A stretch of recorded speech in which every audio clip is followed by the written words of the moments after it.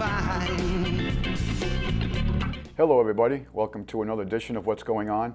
I'm your host Tom D'Ambra. As always, we're very thankful you take the time from your busy day to watch our program.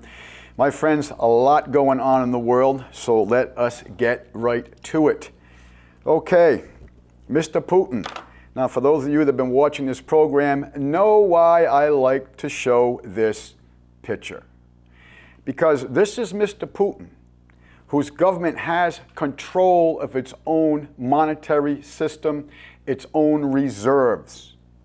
This is Mr. Putin showing the people of Russia that yes, we have your gold, our gold, in safe storage.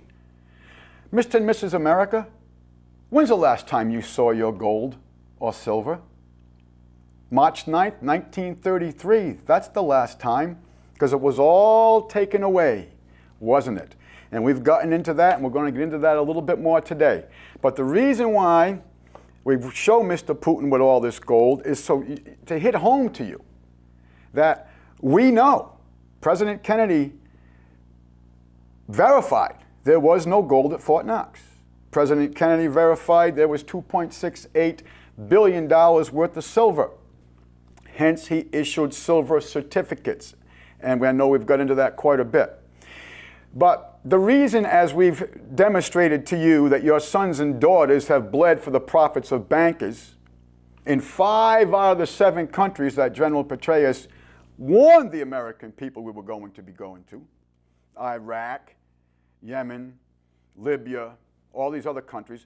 What was the one common denominator there, my friends, and we laid all this out for you, was that Gaddafi in Libya said, I'm no longer going to accept American dollars for my oil. What happened to him? Bye-bye, Mr. Gaddafi. What happened to Saddam Hussein when he decided, I'm going to issue a gold-backed dinar for my oil? Bye-bye, Mr. Hussein. What happened when Yemen went to do the same thing? Well, we sent our special forces troops in there. What happened when Somalia was only entertaining the idea of doing such a thing? We sent the Marines into there and Army Rangers. So what all these wars are about, as Sherman Webster said so eloquently, all wars are nothing more than a settlement of debt. Well, my friends, the weaning, if you would, of the American dollar, which is not a dollar and it's not American, as we've gotten into, and we're going to really touch on that today. But Russia has just taken another major step of doing away at the international level of depending on the Bretton Woods Agreement. And you know the Bretton Woods Agreement, my friends, because your sons and your daughters have been bleeding to keep the Bretton Woods Agreement in play, and also you've been paying a lot of taxes since 1945 to keep the Bretton Woods Agreement alive. But Russia just took a big step. Now we all know about the BRICS, because if you're watching this program, we have gotten into that quite heavily. The BRICS, Brazil, Russia, India, China, South America, and now there's 34 other countries that are signed on, including some of America's most staunchest allies. Why? Because it's very simple. The BRICS are competing against the Bretton Woods Agreement. And the Bretton Woods Agreement is based on a debt fiat instrument, the petrodollar. There's nothing backing it up but the ignorance of the American people and your sweat equity. So what has Russia done? Another major step here, my friends. And let us not forget that the BRICS have established the renminbi with a 20% backed gold commodity as its medium of exchange. So let me ask you, what would you rather have in your pocket, my friends? Would you rather have something that is partially backed by gold and or silver, an intrinsic valued commodity, or would you rather have something that is based on ignorance and debt? Pretty simple. I think even the American people can figure that one out. Headline: Russia to cut dependence on U.S. payment system. Wow, what's that mean? Russia has sped up its work on reducing its, I'm sorry, this is actually out of Reuters. Russia has sped up its work on reducing its dependence on U.S. payment systems, and the dollar, now we know we don't have dollars, right? We all know this. We have Federal Reserve notes. That's why there's two signatories on this instrument. One's the creditor, one's the debtor, and you're the co-surety. The dollar as a settling currency in response to U.S. sanctions. My friends, this has got nothing to do with U.S. sanctions. Then this is a statement by Rublev, and I'm sorry, it's Polina Noblunov, and I'm probably butchering her name, my apologies. But anyway, she says, we will, of course, intensify our work related to the import substitution, reduction of dependence on the U.S. payment system, on the dollar as a settling currency, and so on. It has become the world's vital need. Why would she say that? Why is it the world's vital need? Well, my friends, it's a vital need because what would you rather have in your pocket? Something backed by an intrinsic valued commodity, or as I said, something backed by ignorance and co-surety to a facade debt. So I applaud Mr. Putin.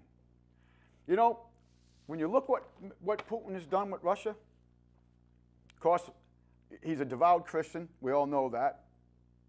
He has changed the tax structure of Russia to encourage family structure, unlike the American one where we have destroyed the family structure. So I applaud Mr. Putin. And I will tell you, when you look at the 7 countries that General Petraeus, not Petraeus, Petraeus said, there's only 2 left. There's only 2 left that we have not invaded or sent our proxy wars into. And you're probably wondering, what do I mean by that? Well, remember Lieutenant General Michael Flynn, who was the commanding officer of the Defense Intelligence Agency. Now understand, my friends, the Defense Intelligence Agency is what the CIA was supposed to be. The CIA was supposed to be a central point to gather information and decipher it out to where it needed to go to various agencies throughout the government. It wasn't meant to be running the drugs. It wasn't meant to be running the child sex slave trades through DynCorp and others. It wasn't meant to be spying on the American people. So what they have done, you see, is, as we now know, as Lieutenant General Michael Flynn said, that the Obama administration funded, trained, and supplied Al-Qaeda. So what happened once he, on the congressional record, under oath, made that statement? And then you had General Jones come out and say, we will not be Al-Qaeda's Air Force. You had Senator Rand Paul from Kentucky on the congressional floor come out and say, we will not finance Al-Qaeda. So what did the United States government do the very next week? They changed the name of Al-Qaeda to ISIS. And then the following month it was ISIL. And then it was al-Nusra. You see, folks, this is how much they laugh at you, because they think you've got the memory of a goldfish. And most of you do. But some of you are starting to get upset enough that you're starting to ask questions. So you've got the guy who's in charge of all the Defense Intelligence Agency, all this information coming into him. He sees it all. And what was his conclusion? That the Obama administration supplied, funded, and trained Al-Qaeda. He could have added transported also. You remember, we showed you pictures when they took on C-130 and C-141 cargo transport aircraft, military airlift command aircraft, when they flew them all into Pakistan. Remember that? And then, of course, we had, you know, Osama bin Forgotten, as I started to call him, as he was, you know, he died in 1982 from renal failure. It's amazing, isn't it? That here's a guy who was living in a cave in Bora Bora, Afghanistan, yet he was taking dialysis 2 times a week. Interesting, huh?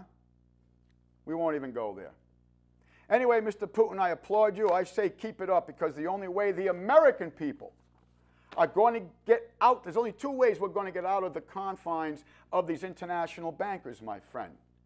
And to get our sovereignty back, our liberties back, our children back, our land, our property back, is by educating the American people and getting out of the clutches of these vipers. Okay, now, let's continue. Headline, McMaster fires National Security Council official for penning a memo on globalist. Folks, for the sake of time, I'm going to be real quick here. This memo was written this past May, describes threats to the administration by globalist bankers in the deep state and Islamists.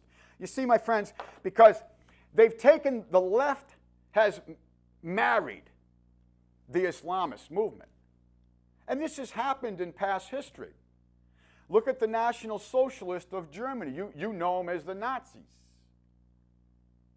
Well, they worked hand in hand with the Islamists. That was the Third Reich's agent provocateurs. That was their nihilist. And we described to you what a nihilist was in the past. A nihilist is an agitator.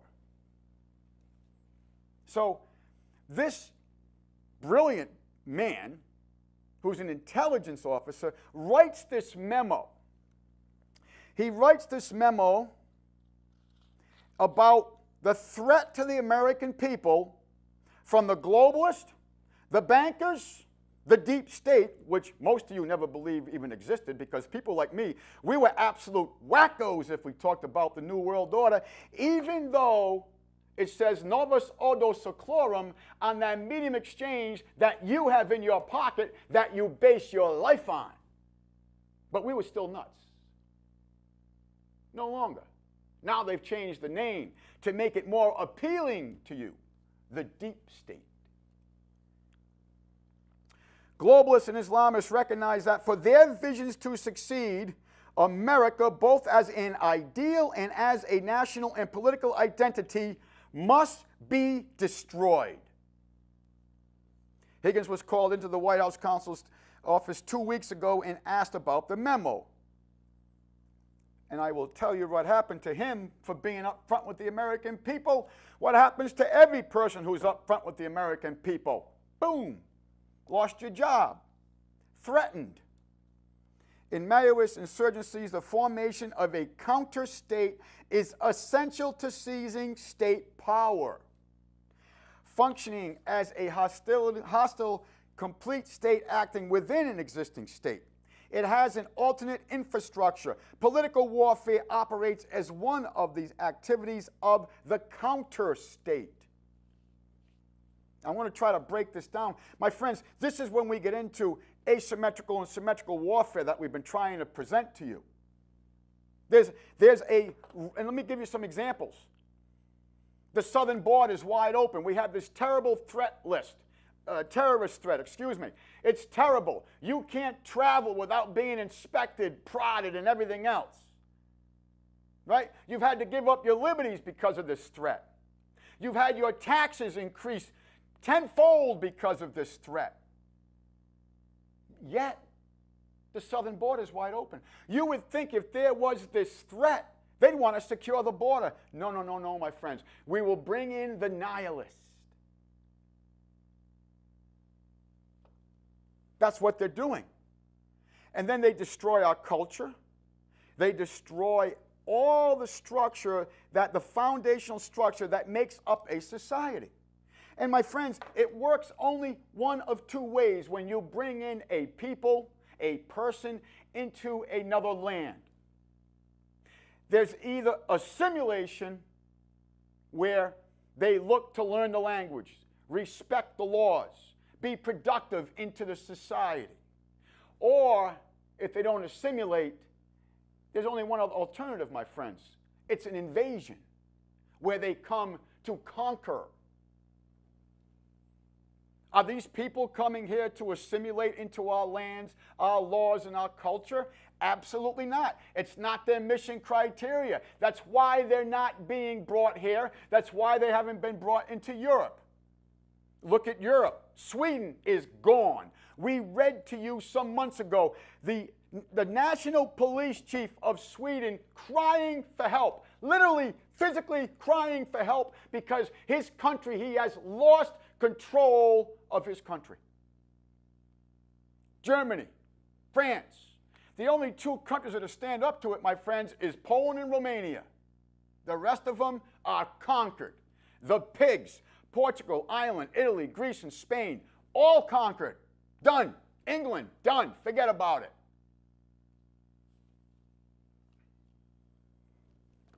Let us continue. Because the left has now aligned with Islamic organizations at local, national, international levels, recognition should be given to the fact that they seamlessly interoperate through coordinated, synchronized, interactive narratives. These attack narratives are pervasive, full spectrum, and institutionalized at all levels. They operate in all social media, television, the 24-hour news cycle, and all media, and are entrenched at all upper levels of all the bureaucracies in and out of government. Well, who controls all of them bureaucracies, my friends, in and out of government?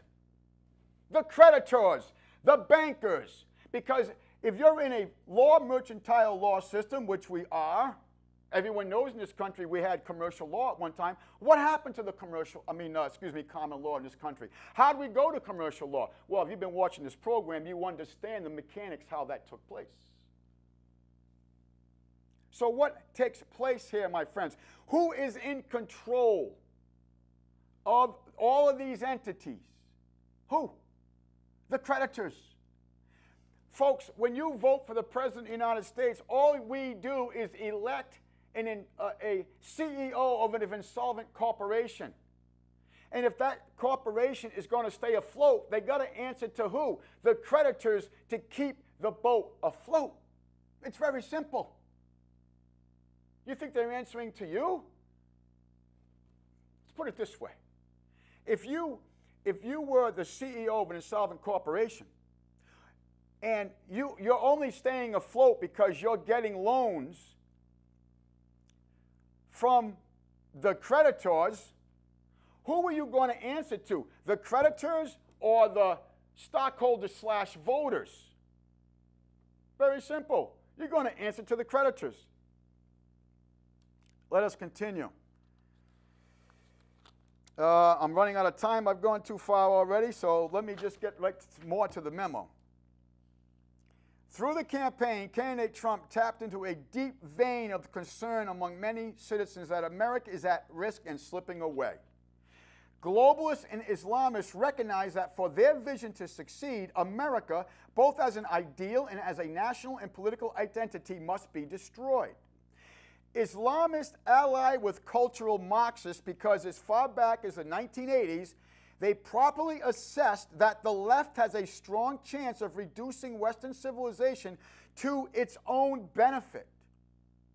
Having co-opted postmodern narratives as critical points, Islamists now co-opt the movement in its entirety. I made a note here to myself about how the communists, how we financed the Bolshevik Revolution in Russia. Again, I'm not going to get into that. But used here as political warfare does not concern activities associated with the American political process, but rather exclusively refers to the political warfare as understood by Maoist insurgency model. The political warfare is one of the 5 components of Maoist insurgencies. Maoist methodologies. Oh, and by the way, who put Mao Zedong in power? That's right, we did. Thank you very much. For the murder of 149 million Chinese, by the way, I'll add. And we've read all that to you in the past. This approach, Maoist methodologies is described as synchronized violent and nonviolent actions. This approach envisions the direct use of nonviolent operation arts and tactics as elements of combat power in Maoist insurgencies.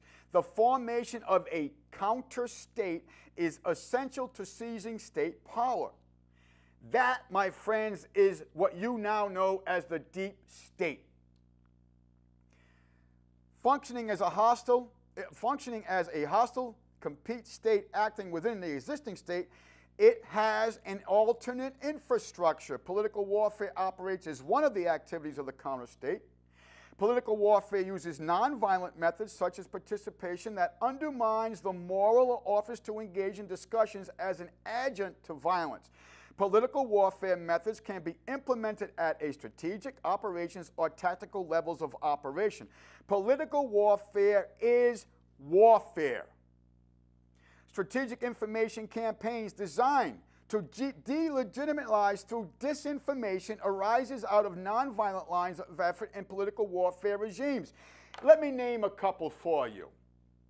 The mainstream media, the public fool system, indoctrination systems, the 501c3 IRS corporation churches. These are all asymmetrical, nonviolent methods of warfare. Are you with me? This is what he's talking about. My friends, disinformation is warfare because we, as a thinking people, and I use that term extremely loosely, we only act upon the information that is at hand to us to come to a conclusion. Now, I know most of the young people today aren't taught the idea of going through a reasoning process because they just do this and the machine spits it out for them. But for those of us that still can read on our own and can still decipher on our own and go through a process of reasoning to come to a conclusion, we can only act upon the information that we have at hand. So if everything that you are being fed, if everything that the information that you're acting upon is disinformation, well, obviously not only are you going down the road of error, but you're also being turned around another road because someone is directing you down another avenue that they want you on. They don't want you taking this turn, they want you on this turn. And that disinformation is set up to take you down that road. But hence, you think you're acting intelligently on your own decipher, but you're not. You're being led by a bunch of Judas goats or Judas priests. Now, what is a Judas goat? What is a Judas priest? A Judas goat is the master goat who takes the other herd, and he does this all the time. He knows the whole routine. He walks them down the chute because he's the head honcho, right? He's Ichiban. He's number one. So the herd follows him. He walks down the chute. He walks past the lock gate. They shut the lock gate. The rest of the herd goes to the slaughterhouse.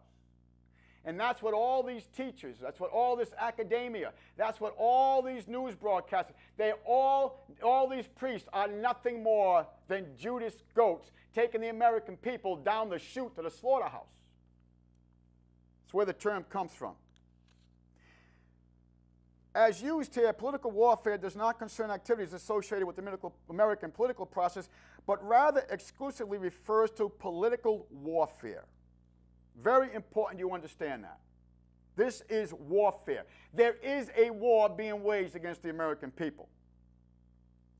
Political warfare is warfare. Strategic information campaigns designed to delegitimize through disinformation arise out of nonviolent lines of effort in political warfare regimes.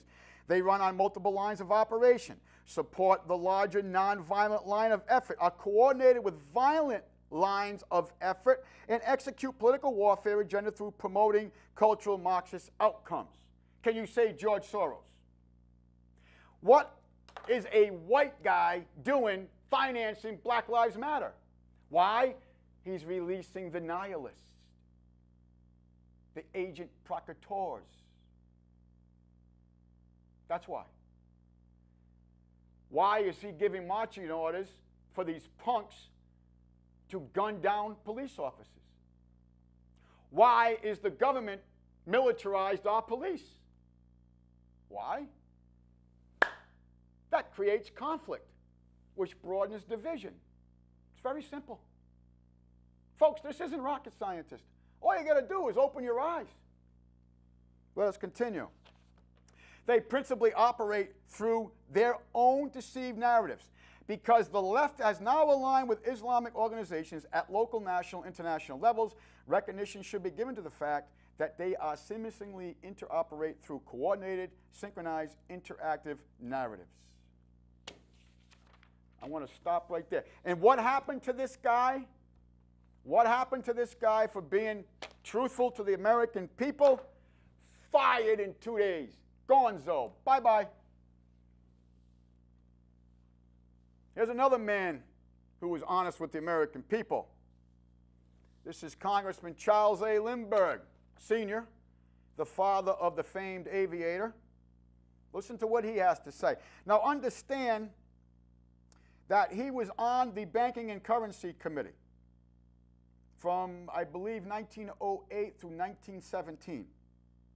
Listen to this. The Federal Reserve Act establishes the most gigantic trust on earth. When President Wilson signs this bill, the invincible government of the monetary power will be legalized. The worst legislative crime of the ages is perpetrated by this banking and currency bill. From now on, depressions will be scientifically created as nothing more than fulfilling a mathematical equation. The financial system has been turned over to the Federal Reserve Board. That board administers the finance system by authority of a purely private, profiteering group. The system is private, conducted for the sole purpose of obtaining the greatest possible profits from the use of other people's money. And what have they done? They have taken our money, right? We don't have money anymore. What's money? We've read the Coinage Acts to you. What's a dollar, folks?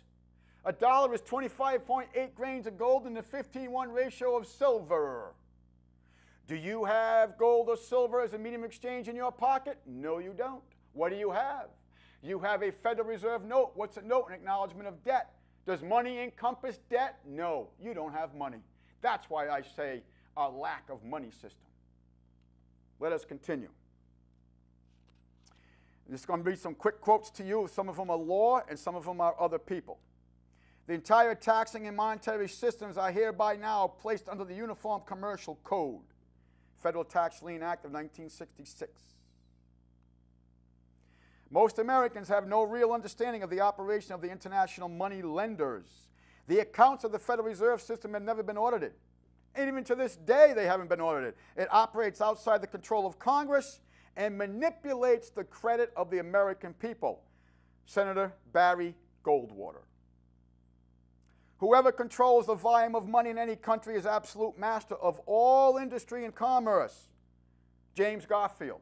He tried to fight the bankers. What happened to him? Bingo, assassinated. McKinley tried to fight the bankers. What happened to him? Bingo, assassinated. Abraham Lincoln fought the bankers. What happened to him? Bingo, assassinated. JFK fought the bankers. What happened to him? Bingo, assassinated.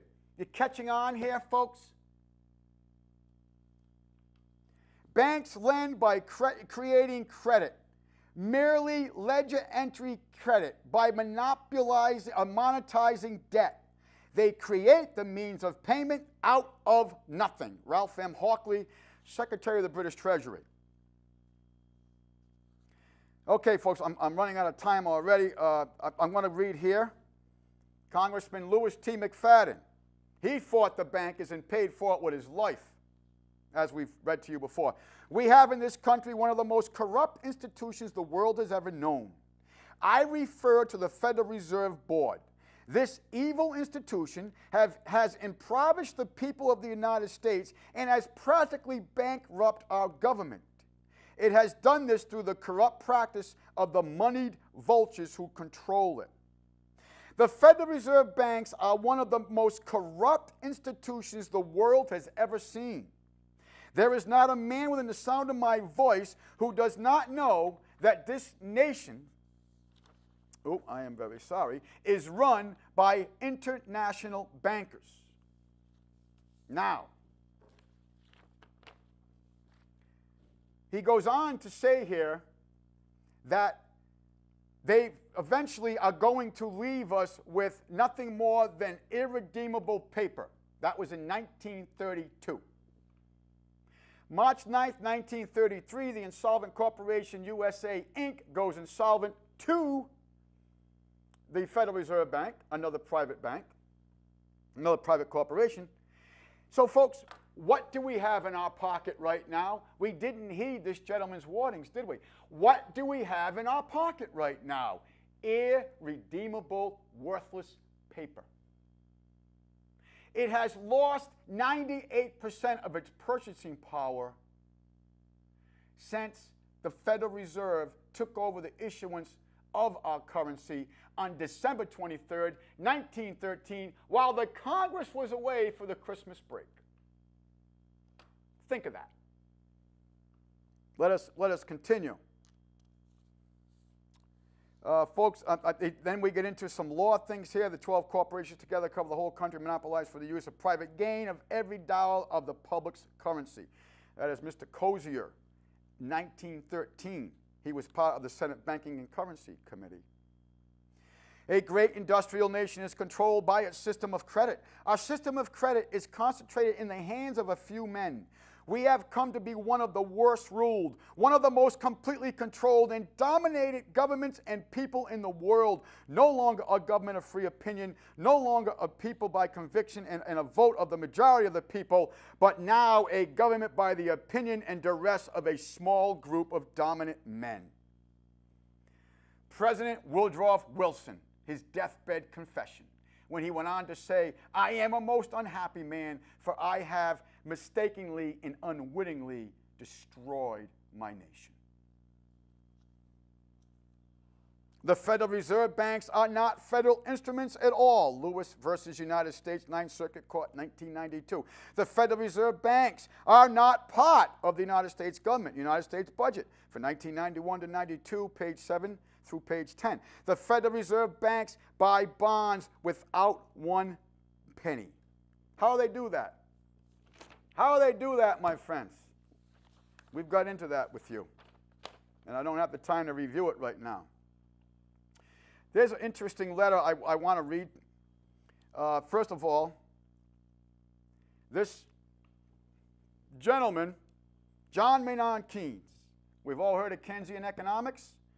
Well, this is the guy who developed it, and this is the guy who wrote how should government refrain from taxation, listen to this, should government refrain from taxation, the worthlessness of the money will become apparent to the people, and our fraud can no longer be concealed. You see, folks, the income tax isn't that you volunteer for, isn't just about making them rich. The income tax has to take a certain percentage of the circulation of the medium of exchange out of circulation, because it's very simple. The more you have of anything, the less value it holds, right? If you have only one thing, it's a collector's item, boy, you can get a high dollar for it. If you get a million of them things, whatever they are, whatever entity it may be, it depreciates in value. So not only do they not want you to know how it's perpetual debt through the non-money system, because every time the private for-profit bank gives the Insolvent Corporation USA, Inc. permission to print more of their Federal Reserve notes, there's an interest bond due on every one of them. So you print one, well, now you got to print another, you got to print two to cover the interest. Well, now you got two that you got to cover the interest. So now you quadruple, you print four, and now the interest quadruples. You see, my friends, it's perpetual debt. It was set up that way.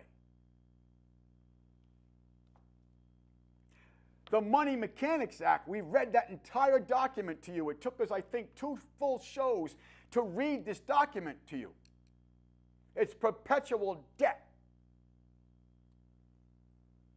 So what he's talking about is, should the government refrain from taxation, taking more of your sweat equity from you in the forms of these worthless pieces of paper, the more of them that's in circulation, the less value they hold. Where to now, literally, and we read this to you, 94% of our medium of exchange is purely digital now. 94% of it. That's why they want to take you to a cashless society, because then they can really control it. Then they can really confiscate everything from you. They can push F4 on that computer button like the IRS does without any courts, without anything, and confiscate your entire life.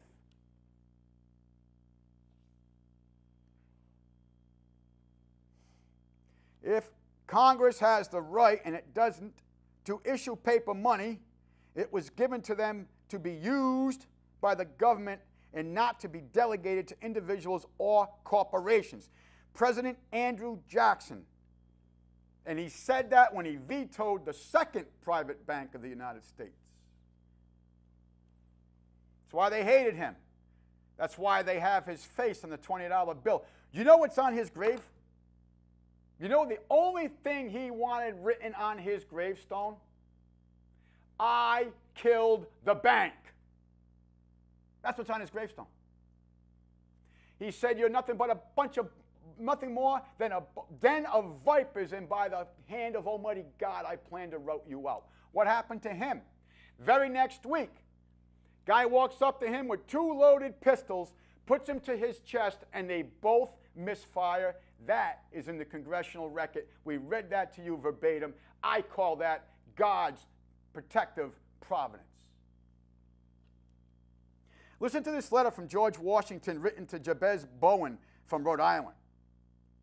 Because Rhode Island was ruined, was the first state to collapse from the issuance of scrip. First one. Listen to what Washington wrote to Jabez Bowen. But in the pursuit of the means, we should unfortunately stumble again on unfunded paper money or any similar species of fraud. We shall assuredly give a fatal stab to our national credit in its own infancy.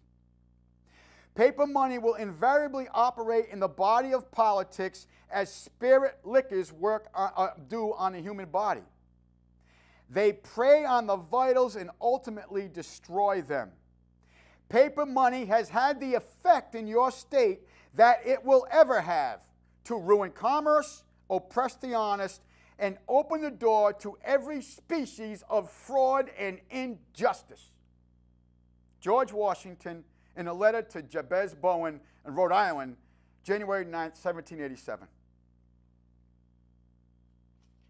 I'm going to stop here, my friends.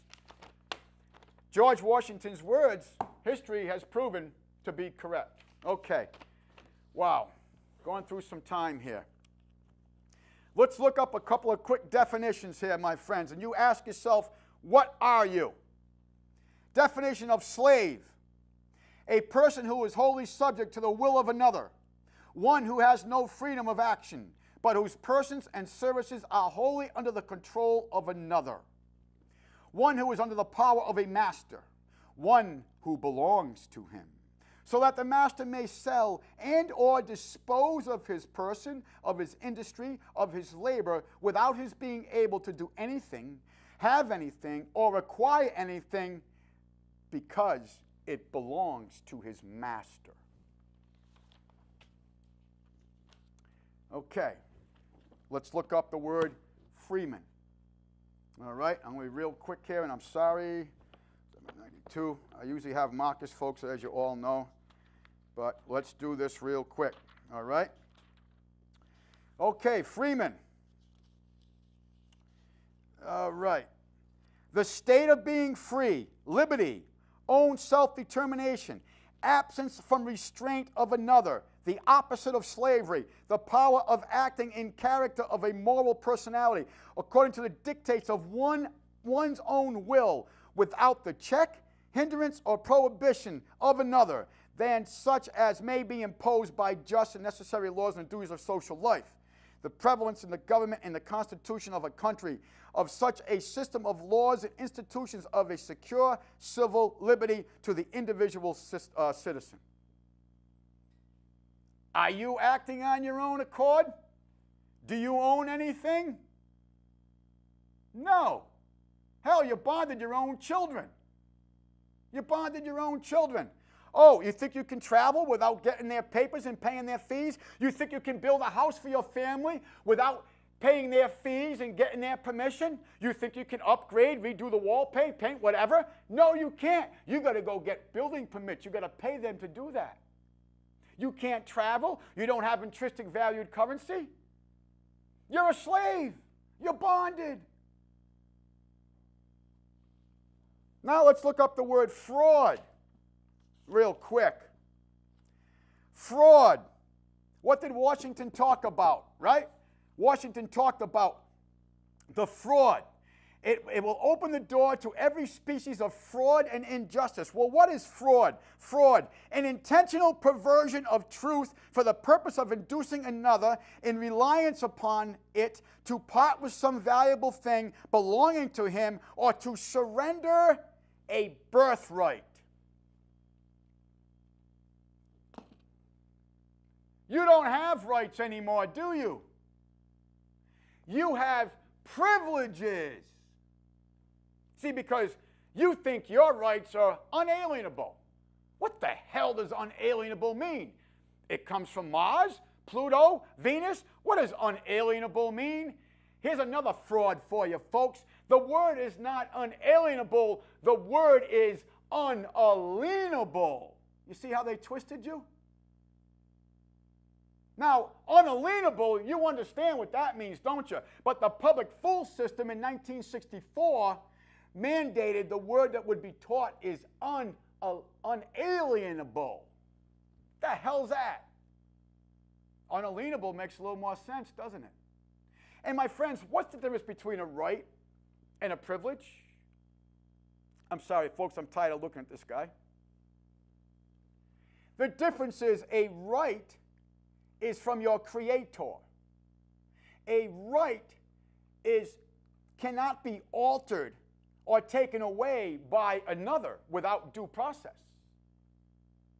But a privilege can be altered or taken away without any process, such as your right to travel, such as your right to build a home, such as your right to get a job to support one's family, such as your right to put in a septic system, such as your right to put in a well, such as your right to go fishing, to go hunting. You don't have any more rights, folks. You better have your papers. You better pay all their fees because you own nothing.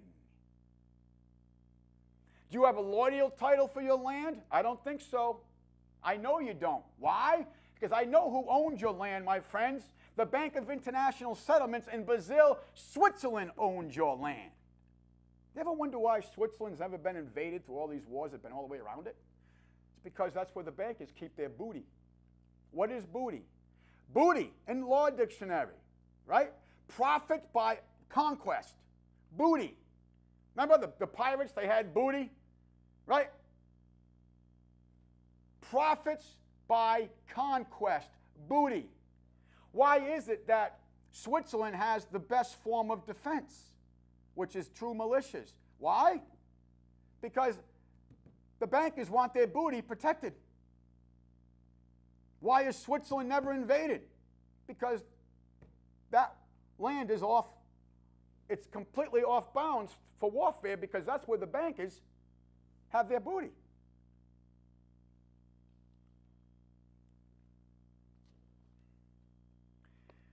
Folks, I want to do one last thing. And we're going to look up the definition, and I know we've done this before, of money. Money. In usual and ordinary acception, it means gold, silver, or paper money used as circulation of a medium of exchange and does not embrace notes, bonds, or other evidence of debt. Do you have money in your pocket? No. You have a what? Federal Reserve, private foreign bank, for-profit foreign bank, note. What's a note? I just read it to you. It's not money, is it? Do you realize, my friends, they have confiscated, through our ignorance, our apathy, and our cowardness, they have confiscated every single intrinsic value property. I don't care if it's these glasses, this book, your land. Oh, why would I say your land? Oh, because you think you own that land. Look up, go home and look at your deeds, folks. Go get your deeds out right now. You're either a tenant, tenant in common, or joint tenant. But either way, you are a tenant. You're not owner. Allodial is Latin for absolute. You owned it. When did that change? March 9th, 1933.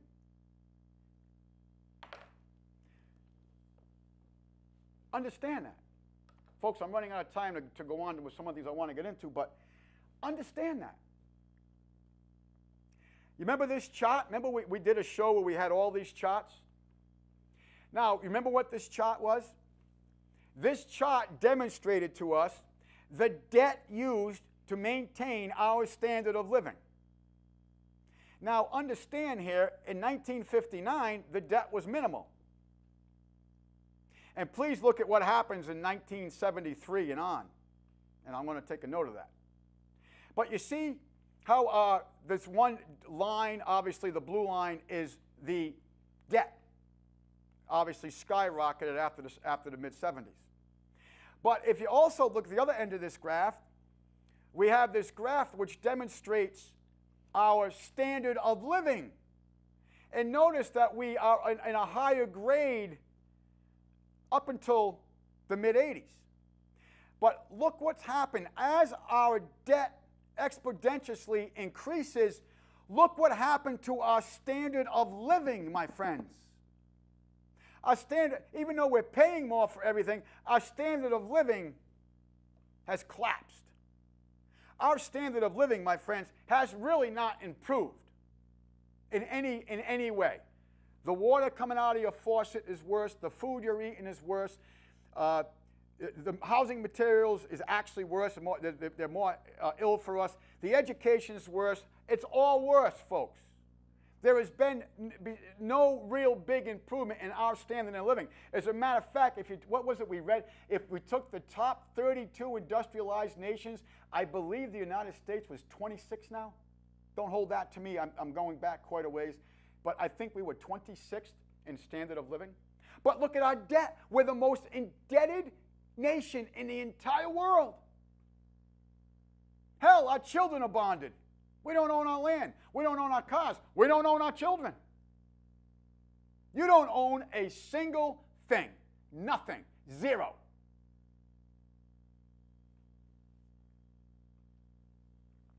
Money.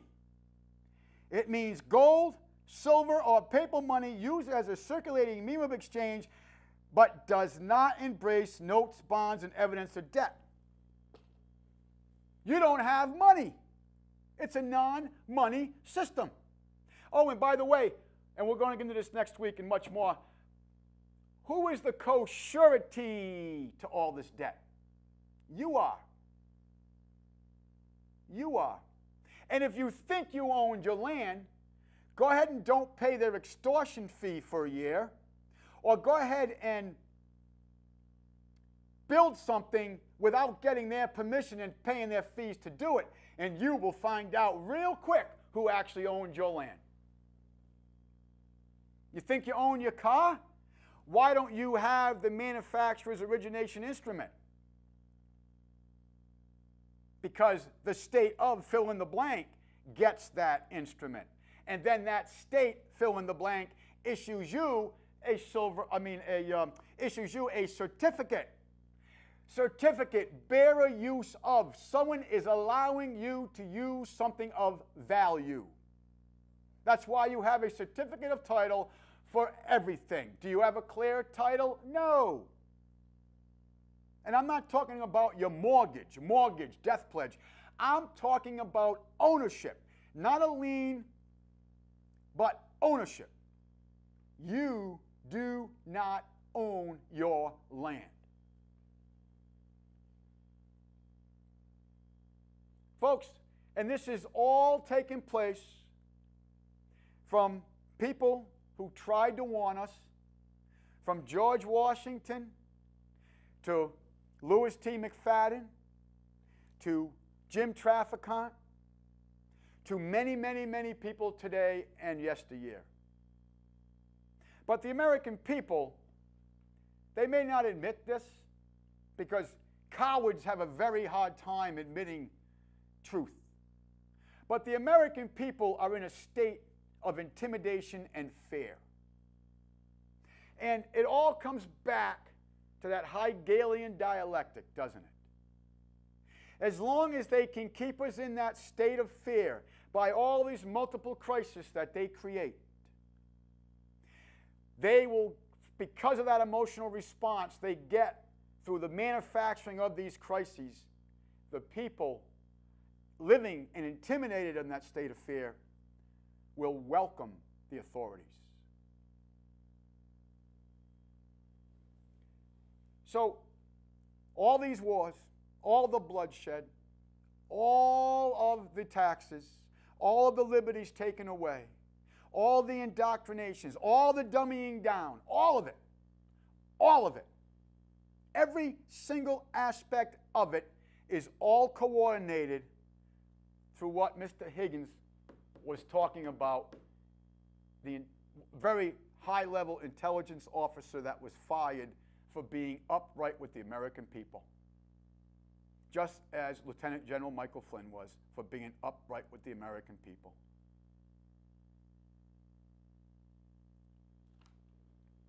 So understand this. This is the state of our nation. Nation, people, country, land. When someone talks about, say, the Indian nation, folks, they're talking about the people. Nation means people of a group. We have no money. We have no possessions. We have been dumbed down. We have been poisoned through the fluoride, the chemtrails, the vaccinations, the GMO food that you don't even have the right, according to this corporation, to know what you're eating. And to make sense of all that, all you got to understand is one thing, as Amschel Rothschild said, give me control of a nation's currency and I care not who makes its laws. Because, my friends, if you control the issuance of the currency, you control every aspect of that government. And that's why Article 8 of the Constitution mandated that only the Congress would have control of the issuance of the currency, and only in species of gold and silver were we to have dollars. See, because there's a thing I call the gold discipline. Like you and I, right? We have checkbooks, but we have to make sure our ledger entries match what we have available to cover our ledger entries. The government doesn't have to do that. Why? Because the American people live in fear, and because it allowed them to build this debt because they no longer had to check their checkbook. When we had a gold and silver intrinsic valued commodity medium of exchange, the government could only write checks for what it had in the vaults. You know the last time the United States government had balanced books? And we read this to you verbatim. President Andrew Jackson. The last time the United States government had balanced books was Andrew Jackson's days.